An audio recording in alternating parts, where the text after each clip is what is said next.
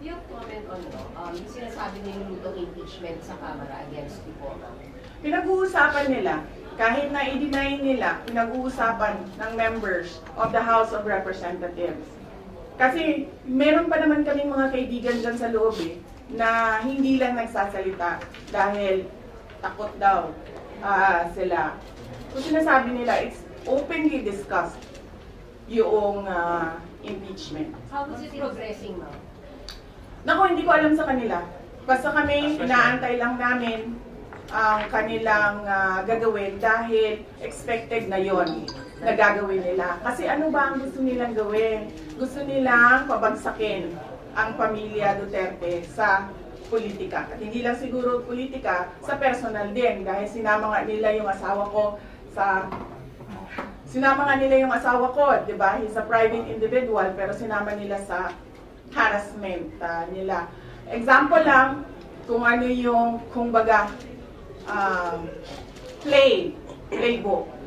Doon kay President Rodrigo Duterte, nakikita nyo, di ba, merong quad committee ng House of Representatives na iniimbestigahan yung kanyang mga desisyon noong siya ay Pangulo pa. Tapos, meron tayong ICC na complaint against sa kanya. Tapos, merong plunder cases na final against President Duterte. Tapos, doon tayo papunta sa akin. Hinahabol-habol nila yung confidential funds. In fact, nung sinabi ko, to express goodwill, sabi ko, at saka para hindi na tayo magkagulo, o sige na, we'll shoot blind sa projects namin. Huwag na natin gamitan ng confidential funds. Pwede pa rin naman yan, pero mas mahirap. Kasi you cannot purchase information, you cannot give rewards. Hindi mo mamahahanap kung ano yung tinatarget mo sa security issues and peace and order. Tapos, etong impeachment na pinag-uusapan nila. Tapos narinig nyo, di ba? Anong play ni Castro. Ang sabi niya, kukunin namin lahat ng mga papeles sa loob ng COA. Saan ka naman nakahanap ng constitutional body, constitutional commission, at ang House of Representatives, uutusan niya ang isang independent commission na ibigay mo yan lahat sa akin. Ano, sila ang mag-audit? Hindi pa nga tapos yung audit. Pero alam na natin, nahahabulin nila dyan ang paninira nila sa akin. Are you in any way bothered? Tapos, pumunta tayo doon sa aking kapatid at sa aking asawa. Pinailan nila ng drug smuggling cases. Based on ano? Based on name dropping, based on chismis, based on hearsay. So nakikita ninyo yung gusto nilang mangyari. They want to project the family as corrupt, as criminals, as walang kwentang mga tao, kundi para sa pansarili lang nila. And bakit pa? Bakit? And all because, sabi ko nga, sinabi ko na dati, we are a threat to the perpetuation in power of people na interesado maging, sabihin na natin Prime Minister, kung matuloy yung niluluto nilang tsa-tsa, o President, kung hindi maluto yung tsa-tsa nila. Are you in any way bothered by the alleged impeachment moves po sa House, ma'am? Hindi. Hindi. I'm not at all bothered. I am bothered na gusto nila i-frustrate ang pinili ng mga tao na maging Vice President, all because of power and politics. Pero kung ako lang, ulitin ko lang ha, unang-una, hindi ko gusto tumakbong President. Di ba nga, kaya nung tinanong ako ng magkapatid na Marcos, ni BBM at ni Senator Aimee, kung tatakbo ako, diretso ko sinabi, January of 2021, sabi ko sa inyong lahat, hindi ako tatakbong Pangulo. Totoo yun. Tapos, hindi ako tatakbong Vice President. Kasi hindi naman napag-usapan yon before the deadline of filing of candidacy. Hindi napag-usapan ang pagiging Vice Presidente. Kaya tumakbo akong mayor. Kasi ano bang pangarap ko sa buhay? Maka 3 consecutive terms na mayor ng Davao City. Yun yung pangarap ko. Tapos, pagkatapos ng filing of candidacy, lumapit na sa akin yung magkapatid na Marcos. Sabi nila, hindi kami mananalo kung hindi mo tutulungan kami sa Mindanao at sa Visayas. Sabi ko sa kanila, okay, sige, dahil maraming big ticket projects si Pangulong Duterte sa Davao City, sa Mindanao at sa ibang lugar pa ng ating bansa na gusto nating mapatuloy. Kaya nga, di ba, tumakbo kami on the platform of unity and continuity na hindi natin nakikita ngayon na saan na yung mga big ticket projects. Wala na lahat. Unappropriated.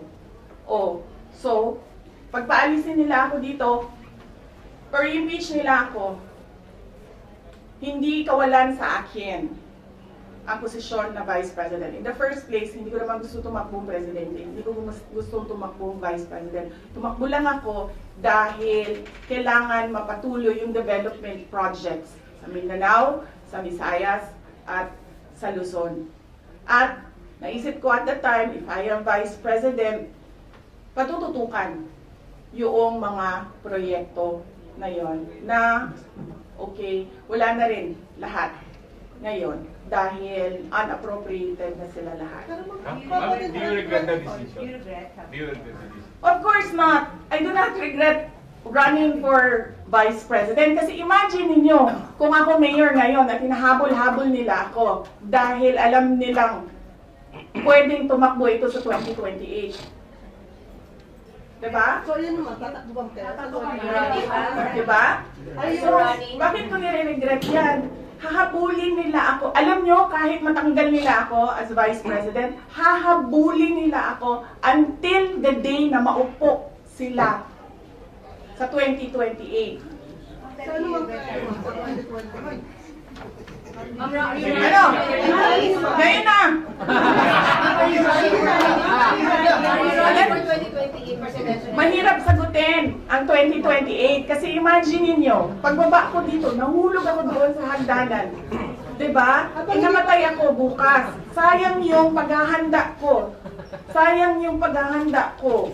Dahil ang layo ng 2028. Dapat magplano for 2028 sa 2027 at fourth quarter ng 2026. What you have plans of being the next president?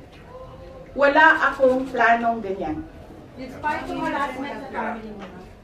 Yes, ma'am. Wala naman kami, ano ba sinabi nila, huwag kami matakot. Hindi kami takot. Hindi kami takot. Sumasagot lang kami sa kanilang mga atake sa amin.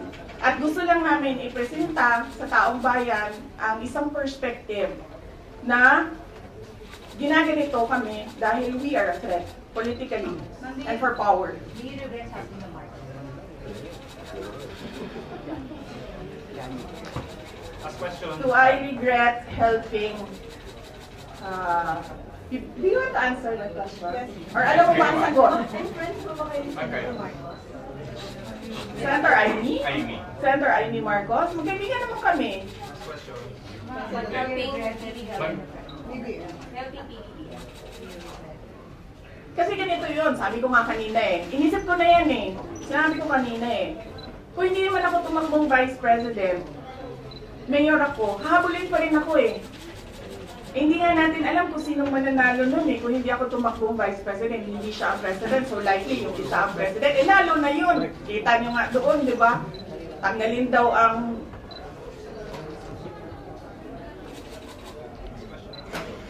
Ano?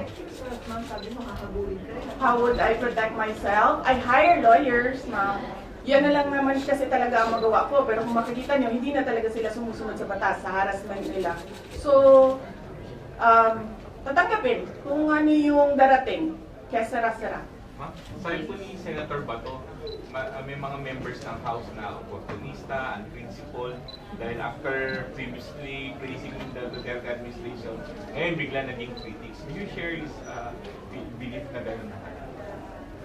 Ako, lumaki ako sa politics. 9 years old pa lang ako, mayor na ang father ko.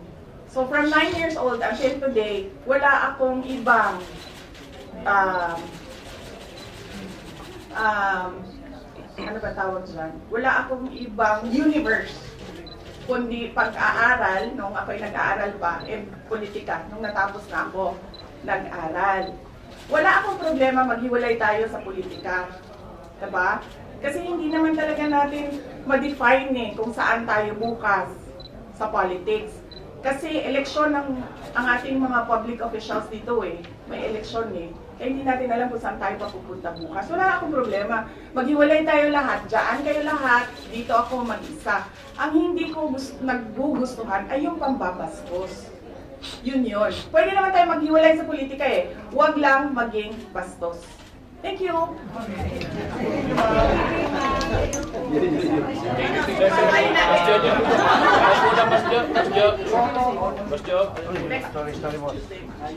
Thank you, ma'am.